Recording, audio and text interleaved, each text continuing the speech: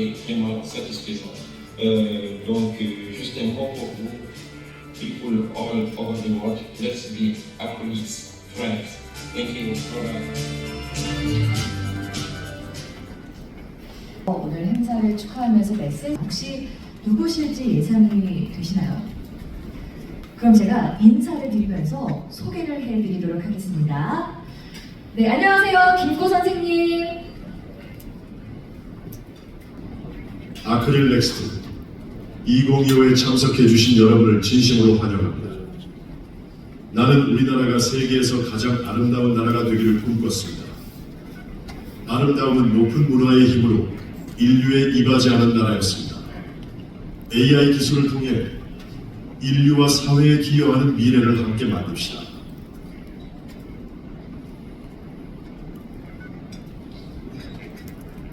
네, 저는 오늘 행사의 진행을 맡은 아나운서 김혜린입니다. 먼저 인사드리겠습니다. 오늘 아크릴의 창립 기념일을 맞아서 이 특별한 시간을 준비했습니다. 오늘 국내에서도 굉장히 많은 분이 자리해 주셨고요. 무려 해외 25개국에서도 귀한 시간 내주시고 자리를 빛내주고 계십니다. 서로에게 환영의 마음을 담아서 박수 한번 보내드릴까요? 그리고 오늘 또 해외에도 VIP 분들 중에서도 외국 대사분들이 참석하셨어요. 그래서 제가 이 세 분은 호명을 해드리면 자리에서 일어나셔서 다른 분들을 향해 인사해 주시고요. 역시 여러분은 따뜻한 박수로 환영해 주시면 감사하겠습니다. 예, 세 분 대사님 소개해 드리겠습니다. 바쿠라무차 은쿠미토 만지 르완다 대사님, 로돌포 카스토로 카스토의 은쿠라스 대사님,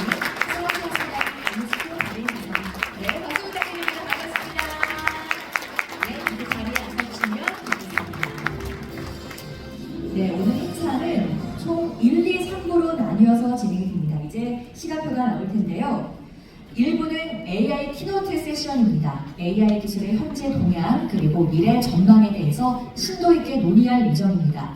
또 저희가 커피 브레이킹과 사진 촬영을 진행 후에는 이제 2부 세션을 시작할 텐데요. 2부 All for All 세션에서는 아크릴의 차별화된 기술 경쟁력을 집중적으로 조명할 예정입니다.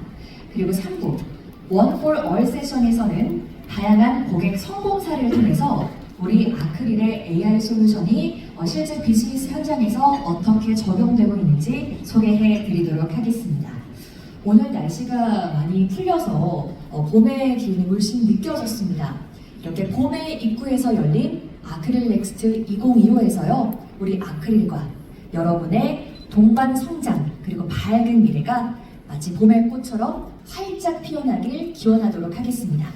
그럼 오늘 행사의 포문을 열어주실 박외진 아크릴 넥스트 대표님을 단상으로 모시겠습니다. 여러분 큰 박수 부탁드립니다. 주식회사 아크릴의 대표를 맡고 있는 박외진입니다. 먼저 바쁘신 와중에 귀한 발걸음을 해주신 모든 분들께 진심으로 환영한다 그리고 감사하다는 말씀을 전하겠습니다. 전표가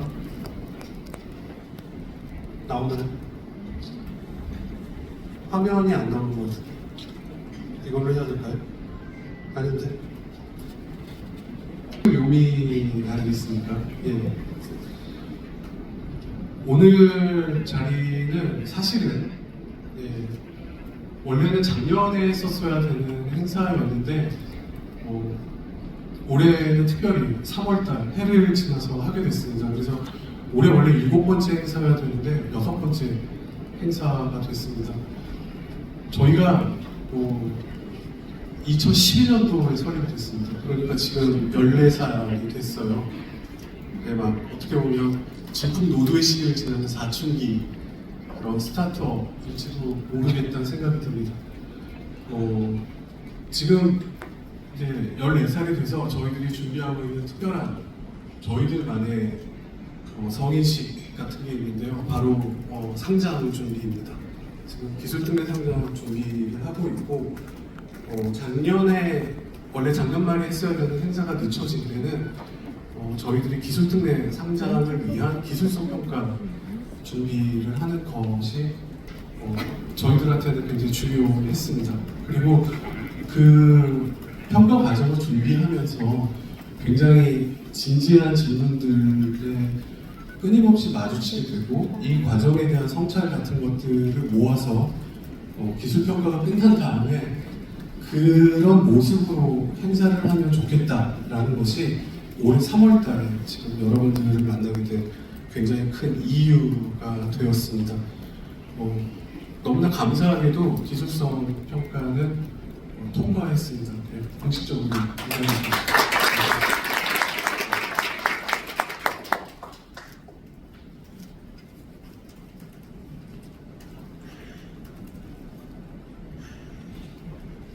네, 일단은 제가 혹시 누락한 국가가 계실지 모르겠지만 환영 인사를 다시 한번 드리겠습니다.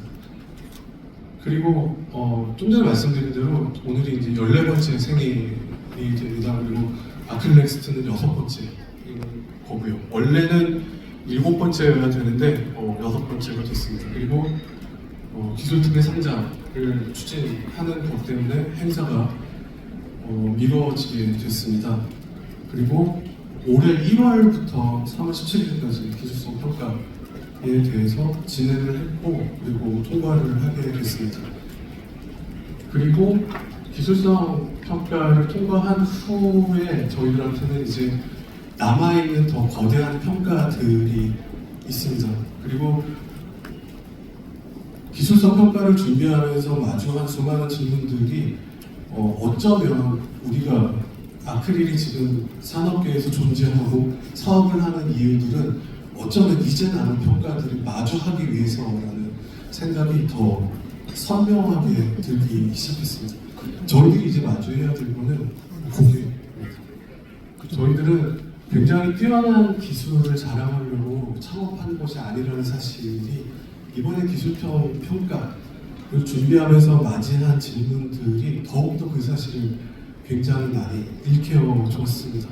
이제 우리가 왜 AI를 하고 있고 이런 제품들을 어렵게 만들어가고 있는지에 대한 모든 것에 대한 답을 원천적으로 다시 고객으로 돌아와서 찾아야 된다라는 것이 아크릴의 기술성 평가의 가장 큰 결론이었다고 지금 말씀드릴 수 있을 것 같습니다. 그래서 기술이라는 터널을 지나고 나서 만난 고객이라는 것 그리고 아크릴의 모든 것은 오로지 고객을 위해서 존재해야 된다는 사실이 저를 비롯한 아크릴에 계신 많은 분들에게 더 새롭게 다가오는 그런 굉장히 소중한 평가 기간이었다는 생각을 지금 하고 있습니다. 그래서 아크릴이 존재하는 모든 기술과 제품들은 고객이라는 한 존재를 위해서 그리고 저희들이 갖고 있는 이 기술과 제품을 더 많은 고객들과 만나게 해야 된다라는 생각이 All for One, One for All이라는 오늘의 행사를 준비하게 되는 테마가 되었습니다. 그래서 All for One 세션에서는 아크릴이 갖고 있는 것들, 고객들을 위해서 준비한 모든 것들에 대해서 말씀을 드릴 거고 One for All에서는 아크릴이 어떻게 고객들을 만나고 싶어하고 여태까지 어떻게 만나왔는지에 대해서 그렇게 말씀을 드리려고 합니다. 제가 테크 회사들의 많은 행사들을 봤을 때 저는 굉장히 감명 깊었는데 이 기술이 제 마음에 다가오지 않으면 재미가 없을 수가 있거든요. 아크릴 넥스트 행사를 준비하면서 제일 고민했던 게 재미없으면 어떡하지 였습니다. 그래서 갈매기분과 늘 함께 다니는 이유도 1초라도 더 뭔가 기억에 남고 재미있는 순간을 만들기 위해서였는데 오늘은 총 3총 4옷까지 입혀가지고 데려왔는데 여러분들한테 뭔가 뜻깊고 재미있는 그런 소중한 추억이 될 수 있었으면 좋겠다 말씀을 드리면서 저는 이만 줄이도록 하겠습니다. 오늘 되게 멋진 시간이 되셨으면 좋겠습니다. 감사합니다. 감사합니다. 기술성 평가를 이 자리에서 제가 알기로는 처음으로 오픈하신 걸로 알고 있는데요. 저희 다시 한번 원장님께 원장님께서 발표해 주시겠습니다. 큰 박수 부탁드립니다. 원장님께서는 서울대 융합박사님이시고요. 현재 서울대 융합과학기술대학원 교수와 서울대학교 병원 임상양리학과 교수로 재직 중이십니다. 제게 주어진 시간 잘 맞춰보겠습니다. 제 다음으로 전종수 이사님께서 좀 더 로우 레벨의 어떤 AI as a physician, 저는 의사고요. 다음에 이쪽 분야에 왜 AI를 식물치료하려고 신약개발 얘기합니다. 신약개발 오래 걸리고 돈도 많이 들립니다. 누구에게 물어보냐에 따라 다르긴 하겠지만 여기 있는 것처럼 만 개의 대개 평균 12년, 15년 걸리고 돈도 무척 많이 듭니다. 지금 한 2.5 billion USD라고 그러는데 원빌리언이 지금 1조 4천억이잖아요. 1조 5천억. 그게 얼마나 많이 돈이 드는지 짐작하실 수 있을 것 같습니다. 이렇게 많은 다양한 단계를 거치면서 오늘 이제 맨 마지막 전 단계에 여기 중에 한 분이 있었는데 이분의 유명한 무어의 법칙이라고 있어요. 이건 이제 경험칙인데 법칙이 있습니다. 무어의 법칙이 아니라 이룸의 법칙입니다. 이룸. 그런데 여러분 물어보시겠죠. 무어는 누군지 알겠는데 이룸은 누구예요? 이룸은 실존하는 인물이 아니라 무어를 거꾸로 뒤집었더니 이룸. 그러니까 일종의 서캐즘이죠. 풍자합니다. 이걸 한꺼번에 합치고 그런데 AI가 매우 잘하지 않습니까? 그다음에 데이터 프로세싱도 빠르고요. 무엇보다 적용 가능성이 제일 많다라고 이렇게 예상하고 있습니다. 실제로 이러한 것들을 반영하듯 이제 FDA라고 하는 미국의 규제기관 여기에 이제 허가를 받아야 신약이 전 세계에서 팔릴 수 있는 리드 컴파운드 만들어서 앞쪽으로 보내야 되는데 그걸 46일 만에 해냈습니다. 그리고 이제 여기에 이제 사람들이 많이 관심을 가지니까 여기 있는 것처럼 이제 신약 개발 분야에서 drug discovery로 해서 신약 개발을 다 discovery and development을 같이 포함을 보시면은 제가 오늘 발표하려고 하는 신약 개발의 후단, 그러니까 임상시험 분야는 사실은 전체 AI application to new drug development에서 보면은 내용이 선도물질인데 히스의 어떤 특정한 바이올로지컬 타겟과 붙어서 생산입니다. 자, 오늘 얘기해보죠. 임상시험. 저는 이제 일상식 이 가능성은 여기 있는 것처럼 임상시험의 디자인을 보다 적정하게 하는 게 있는가 아니면 들어오는 환자들의 특성을 지나는 과정을 통해서 또 어떤 것들은 잘 발표도 안 되고 인베드 여러 가지 피처들을 갖고 그걸 갖다 인베드 정확한 이런 거 얘기하는 거 아니겠습니까? 예를 들어서 그런 얘기를 했어요. 근데 이제 실제로 안을 들여다보면 약간 좀 스토리는 달라집니다. 예를 들어 예측하는 것에 대해서 빨간 건지 실행하는 것은 임상시험에 적절한 환자가 얼마나 되는지를 사전에 파악하는 것입니다. 이것은 클리닉을 아는 것이 중요하기 때문에요. 근데 여러분 생각해보세요. 그런 것들 규칙기능으로 접근하면은 100개의 정보가 다 없으면은 이게 불리한 로직에서 엔드를 만족해야 되는 거니까 어느 가상의 임상시험을 시뮬레이트하기 저희가 이미 했던 것과 동일한 메시지죠. 그럼 이 사람들은 그럼 그중에 정말 중요한 것들이 임상시험이 지나치게 가혹하게 선정 기준을 정함으로써 실제 임상시험에 들어와 효과를 받을 수 있는 많은 환자를 내치고 있구나. 이런 것들이 문제를 제기하는 겁니다. 이게 또 다른 저희 라인에서 했던 건데 이게 저기 우리 전종수 이사님 계시는 마이크로소프트 리서치 ACI에 공을 나와서 했던 연구인데 결국 저희가 했던 크래스라고 하는 새로운 제너러티브 알고리즘을 만들고 이건 뭐냐면 임상시험 제목과 그 다음에 컨텍스트를 주는 선정 기준이 더 효율적이고 더 환자, 피험자의 안전을 보장하는 데 도움이 되는 것들을 알게 된 겁니다. 자, 전 세계에서 임상시험이 실시되고 있습니다. 실제로 내가 보고 있는 환자가 특정한 임상을 아까 말씀드렸던 것처럼 일일이 제 연구관에서는 다 하나씩 이렇게 찾아가야 되는데 이게 2년 공부치이거든요. 매우 시간이 많이 걸리고 또 사람이 들어가기 때문에 에러 프로하죠. 그리고 효율도 당연히 떨어지고 이렇게 하시면 안 되고 이것을 오케이 여기 있는 것처럼 이제 임상시험 선정 기준을 텍스트로 받아서 이것을 C4로 바꿔주는 것을 그러니까 C4 에러라 얘기하는 겁니다. 로지컬 에러요.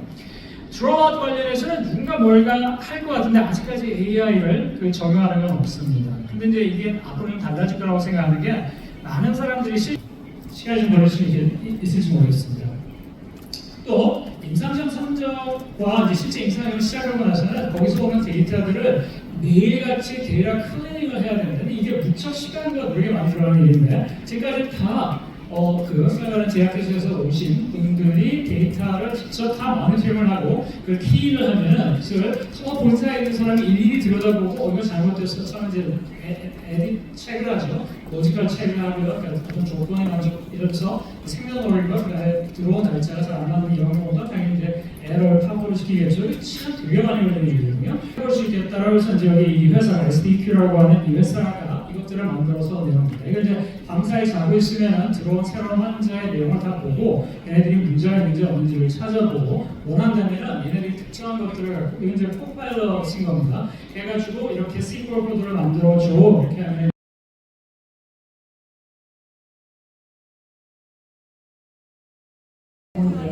매니저님 저희 파이팅 포즈 하면서 찍었는데 제가 all for one, one for라고 선창을 하면 다들 one, one for. Please shout all while striking a fighting pose. 자 가겠습니다. 제가 할게요. All for one, one for all. 네, 다른 사람들 내려가 주시고요. 우리 직원분들만. 자 카메라 보시고 제가 외치겠습니다. 아크릴 넥스트 2025 파이팅! 네, 다른 분들은 박수 부탁드립니다. 감사합니다. 네, 웃어주세요. 예. 네, 좋습니다. 네, 엄청나게 찍으시네요. 네, 좋습니다. 네. 그 소개 잠깐 우리가 정리하고 있습니다. 아크릴의 CTO를 정리하고 있습니다. 우리는 기술에서 이 스케일이라는 것의 어떤 지능으로서의 역할을 하기 위해서는 앞에 우홍 교수님이 말씀해 주신 것과 같이 이 충분한 데이터, 우리가 학습할 수 있는 데이터가 쌓여야 되고 이 학습할 수 있는 데이터를 가지고 학습을 할 수 있는 컴퓨팅 리소스들이 10의 24승배라고 얘기가 되고 10의 24승배라는 의미는 보통 10의 8승을 우리가 이제 아크릴이 그 중에서 저희가 이제 가장 지원하는 것이 가장 이제 중요한 이제 상황이 되었고요. 그러기 위해서 우리가 GPU의 비용을 어떻게 절감할 수 있을 것인가에 대한 힌트를 얻기 위해서 이 GPU의 사용량에 대한 그래프를 저희 연결이 되어 있고요. 근데 이 네트워크가 어떻게 하다 보면 이 GPU한테 적절한 그 중에서 가장 대표적인 거 세 가지만 저희가 시간 관계상 말씀을 드리도록 하겠습니다. 이 첫 번째 기술은 지원하게 되면 데이터가 충분한 속도로 고달되지 못하는 문제를 해결하기 위해서 현재 사용 가능한 모든 네트워크를 하게 되는 것입니다. 세 개의 인스턴스가 있고 이 세 개의 인스턴스는 얘가 가장 작은 인스턴스, 그 다음 2배짜리, 4배짜리가 되겠습니다. 이를 처리할 수 있으면 좋을 텐데 이 두 개를 섞어서 두 개를 연합해서 사용할 수 없는 이유는 이 인스턴스들 간의 통신이 엔비디아의 그 미국 기술에서는 근본적으로 제공되고 있지 않기 때문에 그렇습니다. 그래서 저희는 그 엔비디아의 미국 기술을 개선을 하고자 아크릴의 어떤 동적인 미드 레이어를 추가를 하게 되었습니다. 저희 아크릴의 그 동적 활용 기술은 지금 이제 그 엔비디아에서 제공하는 이 최소 단위로 쪼개진 인스턴스들 간의 통신을 제공함으로써 보다 큰 이제 작업을 처리하기 때문에 만약에 원래부터 큰 인스턴스를 할당을 해서 거기에 딱 맞는 인스턴스를 제공하는 거에 비해서는 어떤 통신 오버헤드가 발생할 수밖에 없습니다. 그래서 우리가 이 통신 오버헤드가 어느 정도인지를 파악하기 위해서 이제 다음과 같은 실험을 수행을 하였고요. 지금 같은 경우에 첫 번째 이 그래프에서 보여드리는 것은 이제 10GB의 메모리가 필요한 레슨의 34와 20GB가 필요한 레슨의 50 모델을 이제 실행하고 나와 계신데요. 큰 박수 부탁드립니다. 님이 그 아크릴의 인프라 기술에 대해서 말씀해 주셨다면 저희는 인공지능을 어떻게 쉽게 개발할 수 있고 그걸 위해서 이제 어떤 것들이 필요한지에 대해서 간략하게 말씀드릴 수 있도록 하겠습니다. 네. 인공지능을 발전을 이끄는 힘이라고 해서 GPU와 에메로스라고 지었고 이거에 대해서 말씀을 드리겠습니다. 우선 이제 AI가 이제 발전하면서 사실 포스식민이라고 해서 단순히 정말 예전에는 정말 저희 하루에 불과했습니다. 근데 최근에는 이제 AI가 계속 발전을 하면서 AI 연산 핵심 칩은 GPU다. 그래서 AI 가속기로 추론하고 이미지 만드는 그런 것들이 계속 나오고 있고 실제로 이제 메타 같은 경우에도 GPU 10만 개 클러스터를 구축해서 라마 폴리언을 투입한다. 또한 엔비디아 최신 AI는 왜 GPU가 인공지능과 관련이 있는지 사실 뭐 많은 분들이 아시는 분들도 있고 처음 들으시는 분들도 있지만 간단하게 설명을 드릴 수 있도록 할 거고요. 그리고 또 MLOps이라고 해서 컴퓨터의 그래픽 처리를 담당하는 구성 요소에 불과했습니다, 기존에. 그래서 단순히 GPU가 좋으면은 화면을 좀 더 이쁘고 빠르게 뭐 3D 같은 경우에 프레임 드랍 없이 볼 수 있다 라는 측면으로 GPU를 좋은 걸 썼었죠.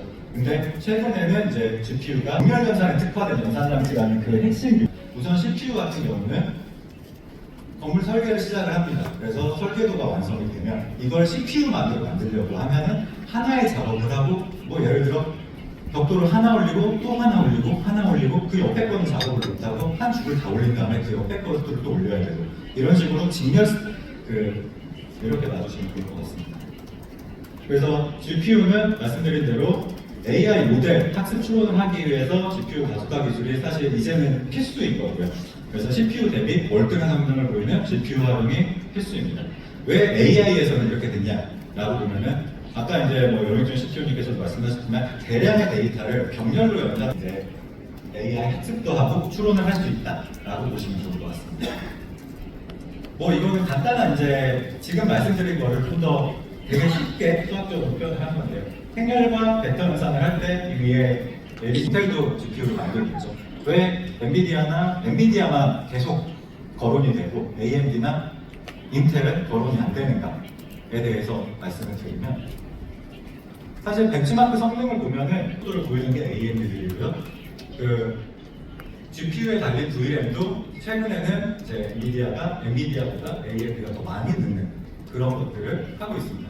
하지만 왜 GPU를 AI 쪽에 하다가 어떻게 보면 AI 만드는 데 메인스트림이 됨으로써 AI 이제 개발자들이 최근에 많이 쓰는 텐서플로우나 파이토치 뭐 이런 이런 프레임워크들이 다 투자 기반으로 만들어질 중심으로 해서 더 고성능의 모델을 개발하고 혹은 더 많은 모델을 만들어야 된다는 사람들이 있고요. 혹은 사실 데이터를 중심으로 해서 모델은 뭐 오픈소스로 많이 나오는 게 있기 때문에 이런 모델을 잘 활용해서 데이터를 중심으로 해서 모델을 활용할 수 있도록 만드는 축이 존재합니다. 그래서 이 두 가지의 머신러닝 코드는 아주 극히 일부에 불과합니다. 이 ML 코드를 가지고 전체 생태계를 만드는 게 가장 중요한 게 MLOps라고 보시면 되고요. 결국 머신러닝에서 이제 디자인이 되고 학습한 다음에 테스트하고 배포된 후 운영하면서 지속적으로 무한루프를 도는 거라고 보시면 되겠습니다. 이걸 좀 더 자세히 보면은 MLOps를 데이터와 ML과 실제 개발, 대부 그리고 옵스 네 가지 측면으로 볼 수 있습니다. 그래서 데이터 측면에서 시작을 한 걸로 보면은 데이터를 수집하고 어떤 데이터를 써야 될지 데이터하고 그러고 이제 데이터를 추천 시스템 경험이나 생산성 증가를 이루어졌습니다. 뭐 우버나 에어비앤비도 마찬가지로 자체적인 이제 MLOps 시스템을 구축을 해서 다양한 이제 이점을 얻게 되는 거죠. 하지만 뭐 넷플릭스나 우버나 에어비앤비 같은 경우는 뭐 되게 전 세계적인 대기업이기 때문에 자체 이제 MLOps를 구축을 할 수 있었다고 보실 수 있겠습니다. 그래서 이제 뭐 어떤 기업들이 우리도 한번 도전해 보고 싶다. ML을 만들고 그럼 MLOps 도입해야겠네. 그러면 MLOps를 GPU를 구하기 위한 돈싸움이 되어버리는 문제가 발생합니다. 그래서 이제 개발은 다 할 수 있어요. 개발자들이 있어서. 근데 GPU가 있어서 개발을 못하는 것들이 엄청나게 많아지죠. 그래서 MLOps에는 이제 추가적으로 하드웨어 인프라스트럭처에 대한 이제 관리나 이런 것들이 붙어야 되고요. 이런 것들은 앞서 이제 저희 영익준 CTO님께서 발표해 주신 다양한 이제 인프라스트럭처 기술들이 포함이 돼야 됩니다. 그래서 만들었다라는 것도 있었고 이 이후에 뭐 LG든 뭐 우리는 더 싸게 만들었다 뭐 이런 기사도 떴었죠. 그리고 이제 저희는 이제 아크릴 같은 경우는 이제 방금 이제 영익준 CTO님께서 그래서 결국 MLOps는 이제 아크릴의 MLOps는 AI 산업 진출의 진입 장벽을 해소하는 데 가장 큰 역할을 할 수 있다고 볼 수 있고요. 이거는 이제 데이터 AI 전문 인력의 운영 비용 최소화 AI 인프라 비용 최소화인데 사용할 수 있다. 그래서 아크릴의 이제 현대인드 AI 플랫폼인 조나단에 대해서 간단하게 설명드리고 마무리 짓도록 하겠습니다.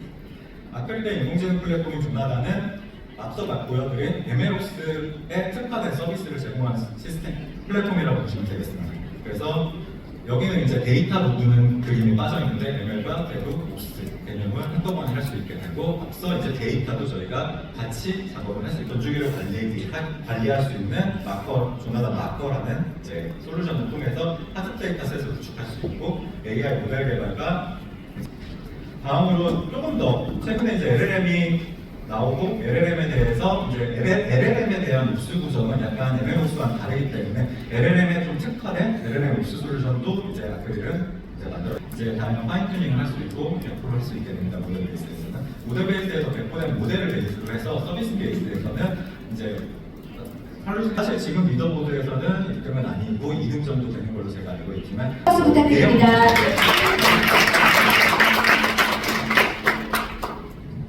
일단 제가 키가 작아서 이렇게 자세하게 보니까 조금 이제 어렵다. 이제 좀 더 재밌고 사례 중심으로 발표를 드리고자 합니다.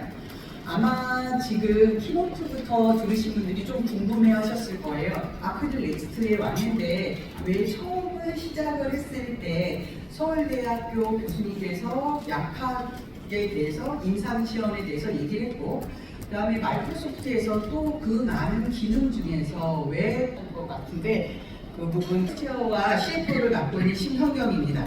오늘 저는 의료 데이터가 어떻게 사람을 더 건강하고 행복하게 할 수 있는지에 대해서 말씀드리고자 합니다.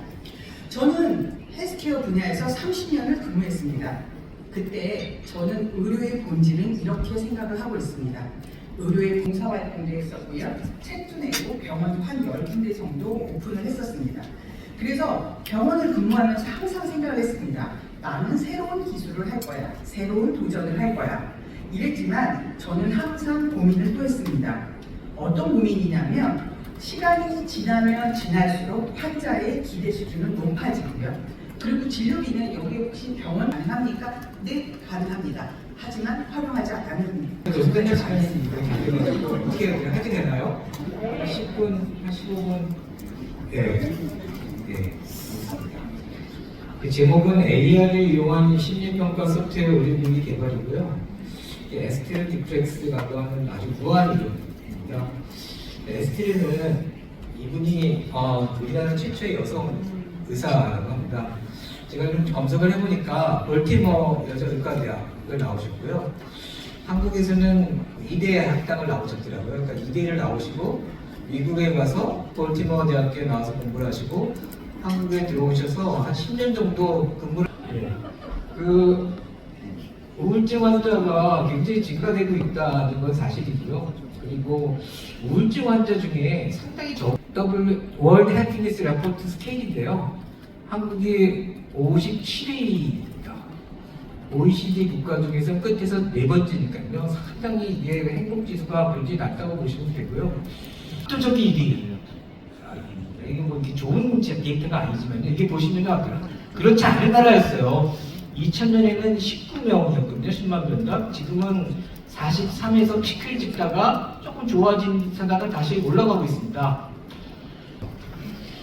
이게 데이터를 모으는 게요 그렇게 만만치가 않더라고요. 그래서 이제 열심히 했습니다. 그래서 어떻게 했냐면은 저희 병원은 데이터를 수집하는 역할을 했고요. 서울대 문화병원은 임상시 우울증 정도를 정량화해야 되고 이를 통해서 의료진이 진단하고 치료 계획을 지원하는 것이 이 소프트웨어의 핵심 기능이 되겠습니다. 여기서 보시면은 의사랑 환자랑 얘기를 합니다. 뭐 이거는요 의사랑 환자가 아니라 친구들끼리도 얘기해요. 야 너 기분이 어때? 야 오늘 나 완전히 기분이 꽝이야.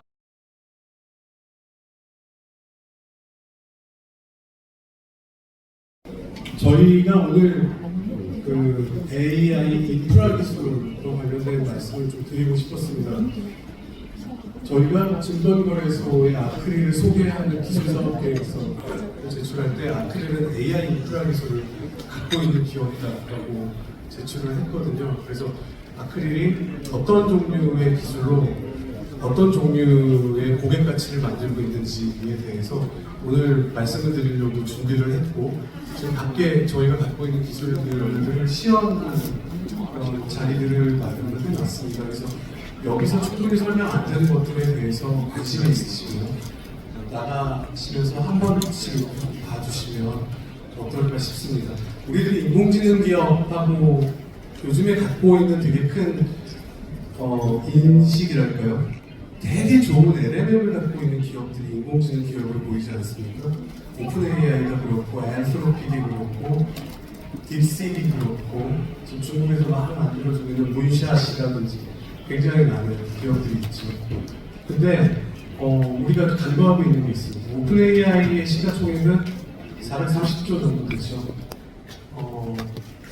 엔비디아 시가총액은 3,000조 원입니다.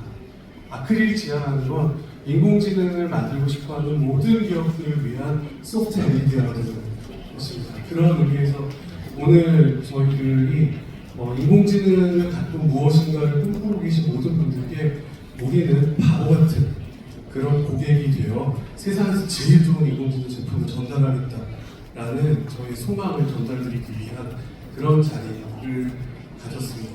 앞으로 여러분들께서 인공지능과 관련된 어떤 꿈을 꾸신다면 저희를 꼭 불러주세요. 예, 여러분들의 부름, 바보같이 충실히 그걸 따르면서 앞으로도 계속 사업해 나가겠습니다. 오늘 이 자리를 빛내주셔서 너무 감사드립니다. 내년에 또 뵙겠습니다. 감사합니다. 네, 감사합니다.